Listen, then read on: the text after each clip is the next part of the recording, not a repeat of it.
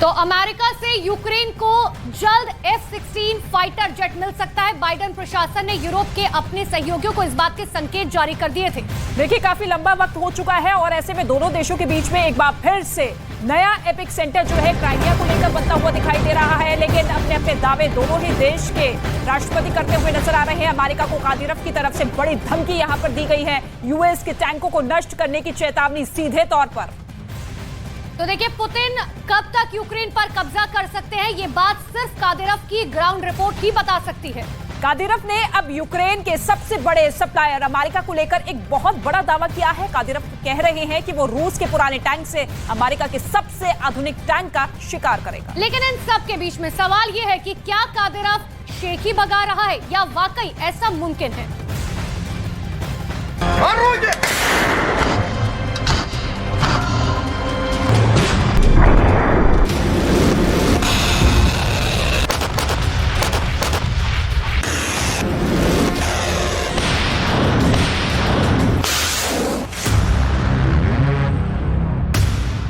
Kadyrov अब tank पर बैठकर आएगा।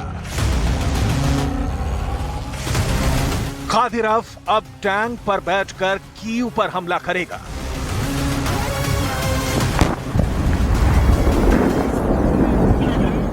कादिरोव ने इस टैंक को अपना नया हथियार बना लिया है और साथ में ऐसी धमकी यूक्रेन को दी है जो ना अभी तक रूस की फौज ने दी, ना ही खुद पुतिन ने दी।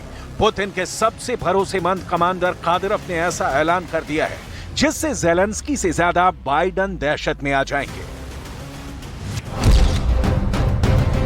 कादिरोव ने कहा है कि रूस का T-72 टैंक यूक्रेन को अमेरिका से मिलने वाले एब्रम्स टैंक के टुकड़े टुकड़े कर देगा, उसे मूंगफली के दाने की तरह तोड़ देगा।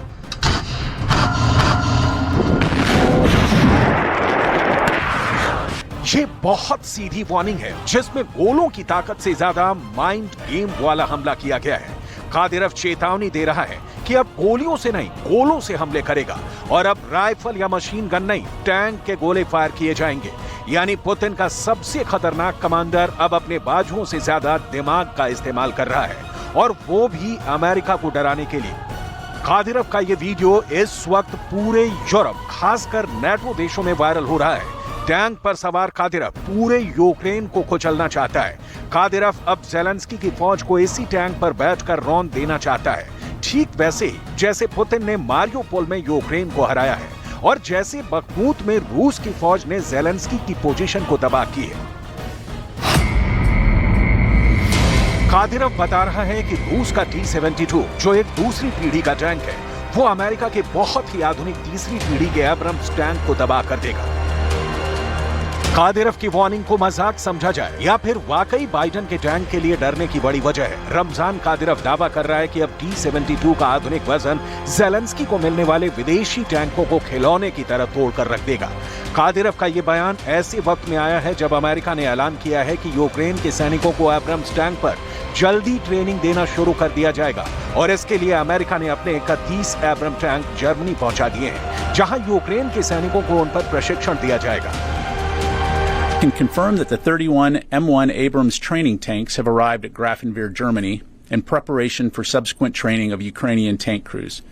Those crews are expected to arrive and begin training within the next couple of weeks. As we've discussed previously, this extensive training program for Ukrainian crews and maintainers is intended to prepare them for their critical roles ahead in effectively operating the M1 tank and defending the Ukrainian people. Kadyrov ने अपने Telegram channel पर लिखा है कि T-72 Ukraine को मिलने वाले किसी भी विदेशी टैंक के मुकाबले में बेहतर है। इस पर सवार होकर हमला करना ऐसा जैसे याक पर सवार होकर मछली पकड़ना। इसी मैसेज के साथ उसने ये वीडियो पोस्ट किया है जिसमें वो T-72 पर सवार है।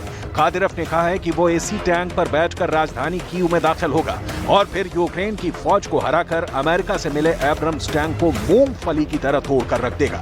कादिरोव इस वीडियो में बहुत ज्यादा खुश नजर आ रहा है। T-72 को एक बहुत खतरनाक टैंक बता रहा है, लेकिन क्या ये सच है कि वो अमेरिका के सबसे ताकतवर टैंक को हरा सकता है? इस टैंक के बारे में कुछ बातें जानने से पहले देखिए कि यूक्रेन को कौन कौन से टैंक मिल रहे हैं या मिल चुके हैं। यूक्रेन को जर्मनी से लेपर्ड टैंक मिले हैं, यूक्रेन को ब्रिटेन से चैलेंजर टैंक मिले हैं, यूक्रेन को अमेरिका से एब्रम्स टैंक मिल सकते हैं। ज़ेलेंस्की को इसकी पूरी उम्मीद है।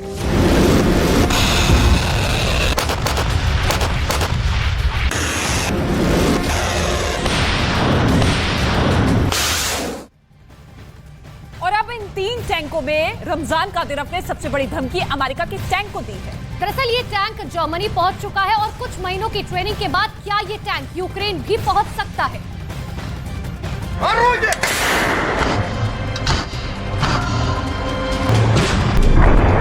These tanks are intended specifically for training, don't necessarily have the capabilities that they would need to go into combat. So the tanks that we will be providing to Ukraine are going through the refurbishment process right now. They will be updated, upgraded, and prepared for exportability to Ukraine. And because we're doing this concurrently, we will be able to provide those tanks to them in the fall timeframe to get them into Ukraine before the end of the year. Zelensky को tank कब मिलेंगे, इस पर Biden ने कोई तारीख तय नहीं की है। बातें और दावे अब भी अंदाज के हिसाब से हो रहे हैं। यही वजह है कि कादिरोव ने अमेरिका के टैंक की एंट्री से पहले ही उसके खिलाफ माइंड गेम खेलना शुरू कर दिया है। जबकि सच ये है कि T-72 का नया वर्जन अमेरिका के एब्रम्स के सामने कुछ नहीं कर पाएगा। ऐसा दुनिया इराक में देख चुकी है, इसलिए अब आप इन दोनों टैंकों का मुकाबला देख लीजिए। T-72 का वजन 46 टन है, एब्रम्स का वजन 70 टन है, लेकिन T-72 की अधिकतम रफ्तार 60 किलोमीटर प्रति घंटे है, जबकि एब्रम्स 70 किलोमीटर प्रति घंटे की रफ्तार से दौड़ सकता है। T-72 की बैरल यानी तोप 125 मिलीमीटर की है, जबकि एब्रम्स की तोप 120 मिलीमीटर की है, लेकिन एब्रम्स के बख्तर यानी उसका कवच T-72 से मजबूत है।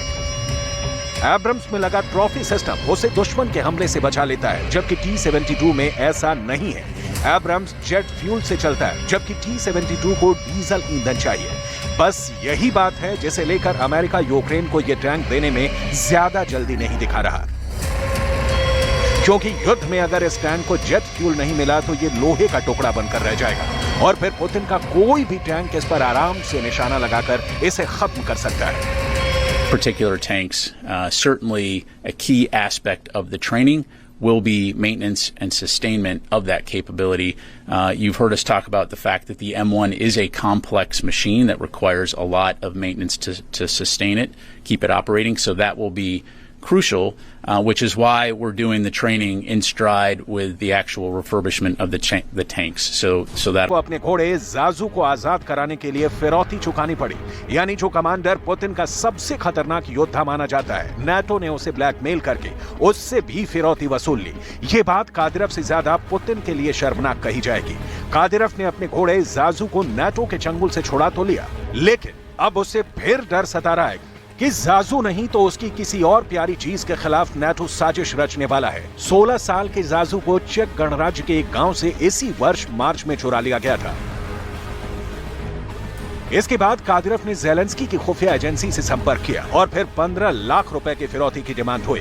कादिरोव फौरन ये रकम चुकाने को राजी हो गया और ज़ाज़ू अब फिर से कादिरोव के पास है।